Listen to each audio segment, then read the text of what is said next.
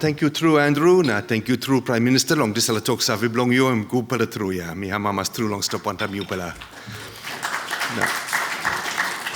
My time in Papua New Guinea, it goes back a long way. I was a young man when I first went there, and I just want to tell you a little story that really changed my thinking about the country. I used to be doing fauna survey work, and I'd go into villages and explain to people that I was trying to discover what sort of animals lived in their area so that if future development came, we could safeguard some of the endangered species. And I remember one old man in a village once stood up and he just said, "Nogat, no," he said in Pidgin, "you're here to build your reputation, to build your name."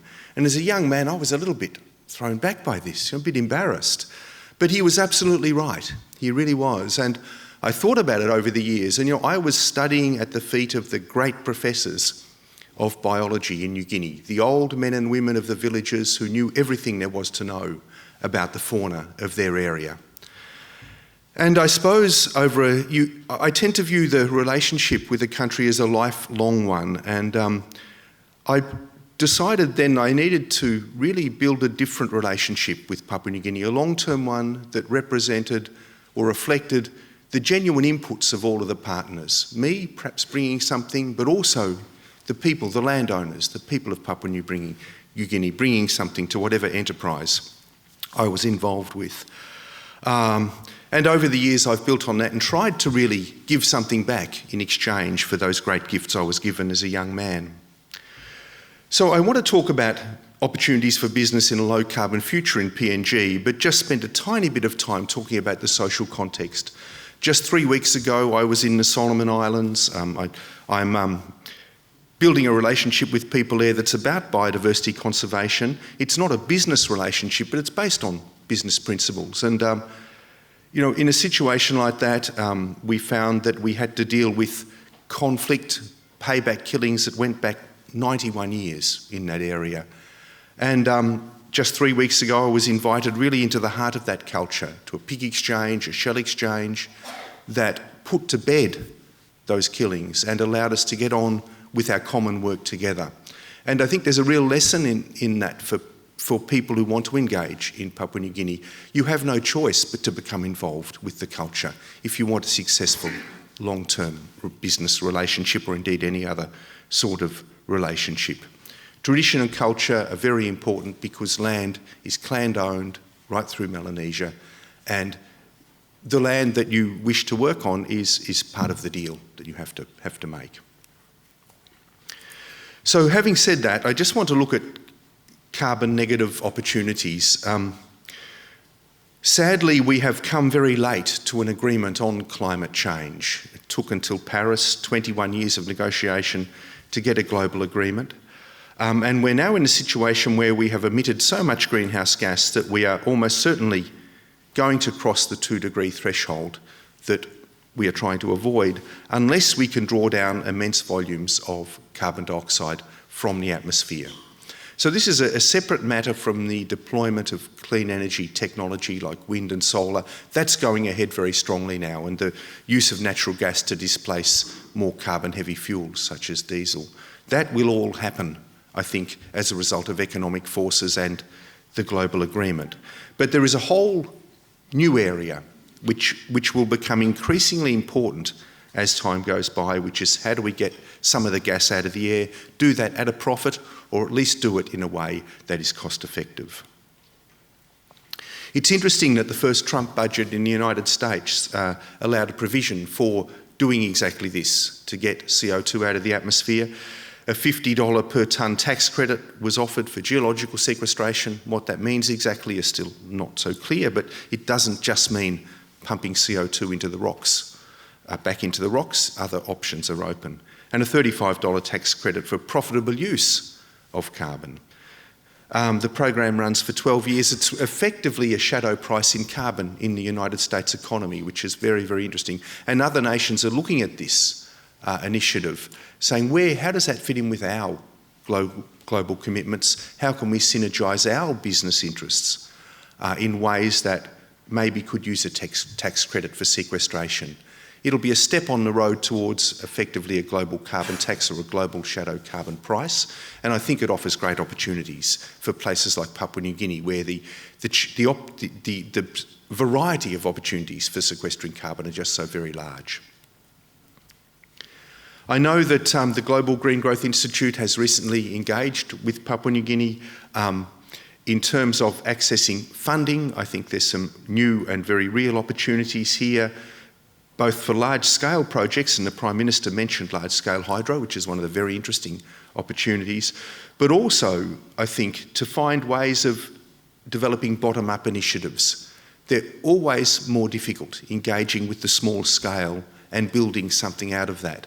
But in the end, at the end of the day, with this sort of funding, you can do some really important stuff in terms of forest protection or use of biomass, better ways, soil carbon, for example. So if you're looking at developing a cattle industry in PNG, soil carbon is a very valuable asset. And perhaps we can develop ways not only of getting better outcomes for cattle industry, but in terms of sequestering carbon at a significant scale as well. Thinking on how we manage these carbon negative opportunities comes really from these two men in large part. So Richard Branson, who's set up the Virgin Earth Challenge over a decade ago now. It's a prize, £25 million prize, which will go to an approach or an industry that offers or shows the potential to sequester 1 billion tonnes of CO2, a gigatonne, 1 billion tonnes of CO2 per annum. And of course Al Gore, who's one of the judges on the panel, as am I. There are two ways, effectively, of sequestering carbon dioxide, removing it from the atmosphere. There's biological pathways. They're great because we use plants. Photosynthesis is free. And the chemical pathways. But both, honestly, have their drawbacks and their opportunities. Among the biological pathways that are very well understood are reforestation. And again, the opportunities in a place like Papua New Guinea, where you have such rapid rates of plant growth and such large areas, in fact, of relatively unproductive kunai and so forth, are very, very large indeed. So there are opportunities there. There are opportunities in soil carbon, as I mentioned. The soil carbon store is about twice as large globally as the living carbon store that's in the forests. So the opportunity to increase carbon in the soil, which gives you better productivity, better water retention and so forth, is again very large, and ways will be found to pay for the sequestration benefits, I think, in soil carbon. And then there are the oceans, which again have enormous and largely untapped potential. Melanesia, Papua New Guinea, the Solomon Islands, have, I think, a huge future in marine aquaculture. It's one of the areas where you have such tremendous opportunities just by virtue of your coastline, by virtue of the living experience cultures have with managing marine resources, and the enormous productivity in some of the areas around PNG. So the chemical pathways are quite different, but equally interesting, I think. There is a class of rocks called silicate rocks, which we can grind up and just distribute on beaches and so forth. And once you do that, those rocks will absorb CO2 at a very large scale. At the moment, that opportunity is hampered because we use fossil fuels to quarry the rocks and grind them up. And therefore, it doesn't kind of, add up to a overall carbon negative approach. But that will change in future as we green our transport sector and our electricity sector. There is also the use of carbon negative concretes. This is an area which is under extremely rapid development now, particularly in places like India and China, where we're using new technologies to produce concretes and building products that are either carbon neutral or carbon negative. They're already available in Australia. They're about 3% more expensive in this country than traditional materials. But that's because they're still at a relatively small scale, or produced at a relatively small scale. This area is really set to grow. Building products, concretes and cements account for about 8% of our global emissions. The shift is easy, it's cost effective, it'll have to be regulated, there'll have to be a sectoral carbon price perhaps in certain instances, but as the industry grows, it'll be a bit like wind and solar. It will, I think, develop its own momentum. Direct air capture of CO2 is perhaps not so applicable to Papua New Guinea because these are fairly high-tech approaches, but it's worth knowing about them. This man here, Professor Licht, has developed a way of making carbon fibre directly from atmospheric CO2, cost-effectively. So as this technology starts to develop and grow, we'll see direct competition with steel and aluminium, after all, and they're highly polluting industries. After all, carbon fibre is the lightest, strongest material that we know of. The carbon offsetting scheme for international aviation, CORSIA as it's called, will come into effect on January 1, 2019. And it, I think, will open real opportunities for Papua New Guinea, particularly in terms of carbon offsets for reforestation and for soil carbon. Perhaps not quite for agriculture yet, although that may come. The development of this uniform global scheme of offsetting is something we really need to watch as a business, I think, to see where the opportunities will develop. It's worth being prepared for in PNG because of the opportunities it will unlock. So trees and more trees, yes, maybe, but let's hope we can have some useful trees in there, let's hope we can have some soil carbon and ultimately some sequestration in the marine ecosystem as well. Kelp farming is already a huge industry, multi-billion-dollar industry globally. It produces everything from high-quality surgical products through to animal feed. Really an important industry. And it also has the potential, enormous potential for sequestration, simply because kelp grows so fast. It grows 30 to 60 times faster than land-based plants. And if you want to sequester the carbon in that kelp, the oceans a kilometre down are an ideal place to do it. So if you have productive coastal environments near marine canyons or near deep water, such as Papua New Guinea has, the potential for kelp farming is great. I guess it's a mature industry. What it needs to have is a sequestration potential bolted onto the end of that. And that will come as we see people paying for carbon removal cost effectively. Mid-ocean kelp farming, the potential is just enormous. A study done out of the University of the South Pacific in 2012 established that if we could cover 9% of the world's ocean in seaweed farms, we could draw down all of the CO2 that we currently emit, 53 gigatons, and provide enough fish food and shellfish to feed a population of 10 billion, give them 200 kilograms of high-quality protein a year. I was so excited when I read these studies. I thought, wow, let's get started on this.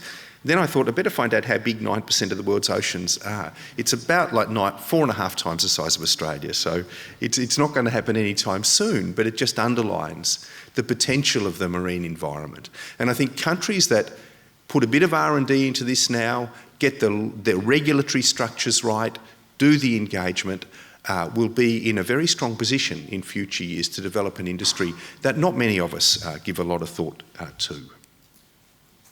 The Pacific Ocean is a big place, as I just want to point out, and Papua New Guinea has a very productive and very interesting slice of that ocean in order to deal with. Of course, we can't assume that there'll be no environmental impacts from widespread kelp farming. Research and development needs to be done at a global level to make sure that deep sea ecosystems, for example, aren't damaged by the development of kelp farms. But so far, the research that's been done suggests that in fact we can engage with kelp farming. We can develop it certainly to a substantial extent without damaging deep sea ecosystems. We know that because already a lot of kelp gets into the deep ocean as a result of storms and submarine canyons, and the carbon is stored and the ecosystems absorb that carbon without damage. Just want to return to carbon negative concretes briefly. It's not just concrete, it's a whole series of building materials which are going to be developed in future. Carbon negative building blocks, the first ones were developed at the University of Greenwich just a few years back. But these are just, again, the beginning of a series of products which will probably incorporate biological materials in order to build a carbon negative or carbon neutral materials. These particular products were developed at minus 14 kilograms per tonne, so you get an overall sequestration benefit.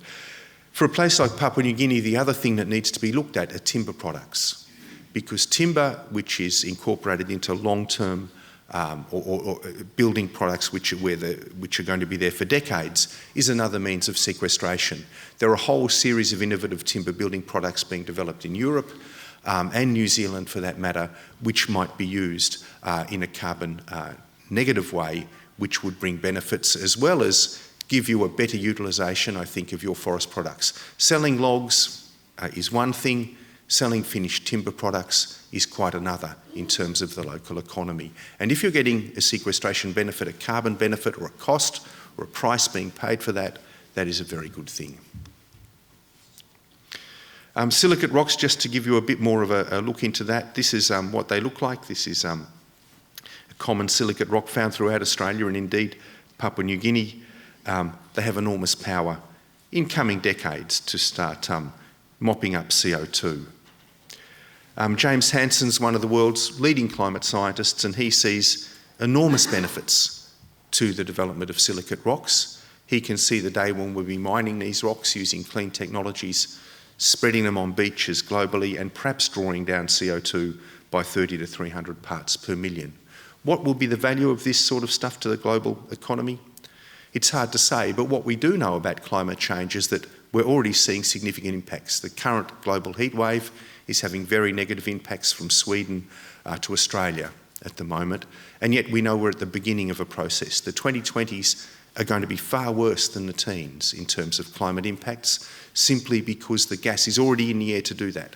It's going to get worse through the 30s as well.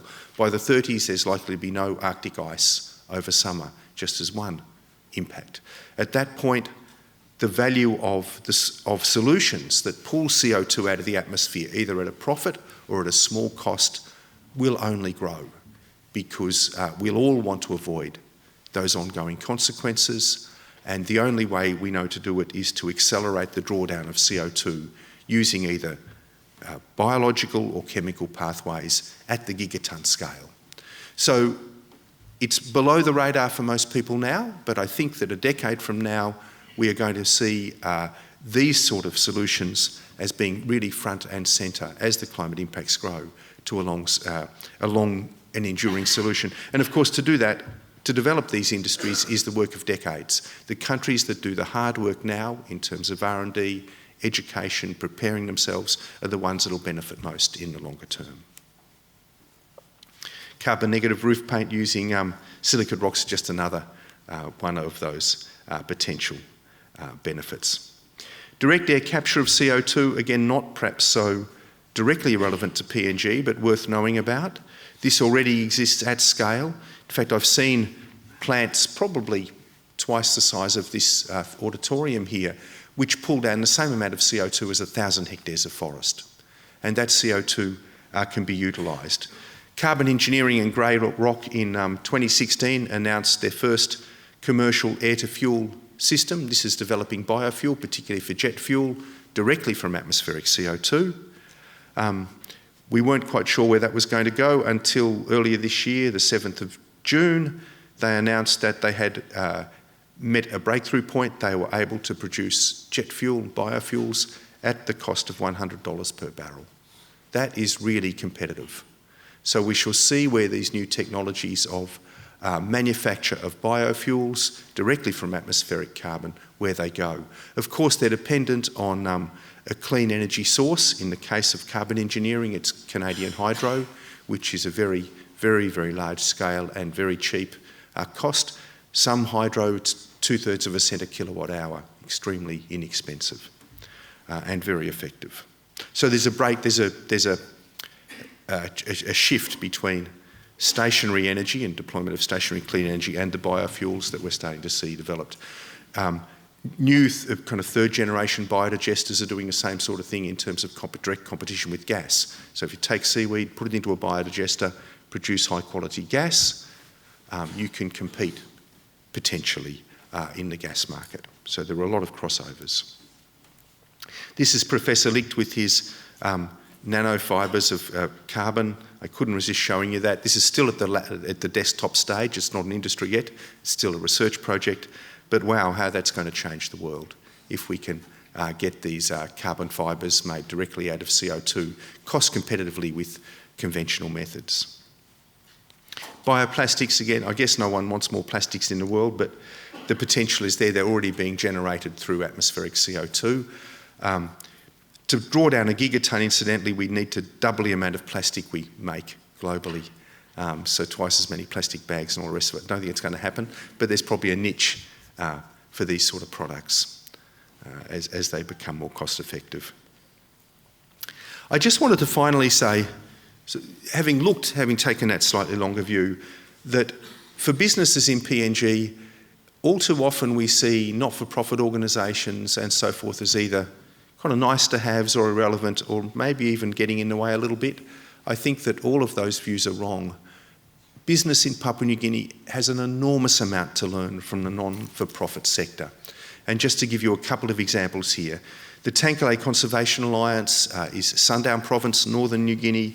It's an alliance which includes 10,000 people in 50 villages. It runs a multi-million-dollar budget. It's bringing enormous benefits to those communities at the same time that it conserves some of the most precious biodiversity in the whole country. The biodiversity in the North Coast Ranges. There's a dozen mammal species that are found nowhere else. It's got the highest diversity of tree kangaroos found anywhere on Earth. A really, really special place. And the governance mechanisms that allow that to happen are really interesting. They're homegrown. They come from a genuine dialogue between people from outside PNG who wish to conserve biodiversity and the villages and the communities. We've all got a huge amount to learn from organisations like that. Solomon Islands community conservation projects offer another model where communities on Bougainville and Malaita in the political Solomon Islands are working to protect endangered species. That first slide I showed you of me in the reconciliation meeting is an outcome from that area. The other thing that you see just springing up everywhere in PNG and the Solomons are marine protected areas. Local people are recognising the benefits of giving their marine resources a bit of a rest and putting a protected area in and then harvesting it, perhaps for a big event like the funeral of an important person in that village. So I would tend to be looking at these homegrown initiatives, if I was a business person, seeing what I could learn, seeing how I could engage with that very deep relationships it is essential to business success in PNG. You must recognise the value of the goods the other partner is bringing, the landowners, the community, the villagers are bringing to your enterprise and deal with it in an equitable manner. That, I think, is the way forward. And as we do that, let's not forget all of the great biodiversity of Papua New Guinea. We can see large-scale development of the Melanesian countries, including Papua New Guinea, in a way that is sympathetic with and, in fact, will enhance the biodiversity of the country. In fact, it's the only meaningful development that we can undergo. We have to look at social sustainability, environmental sustainability and business sustainability. That's the only way forward in the 21st century. Thank you very much.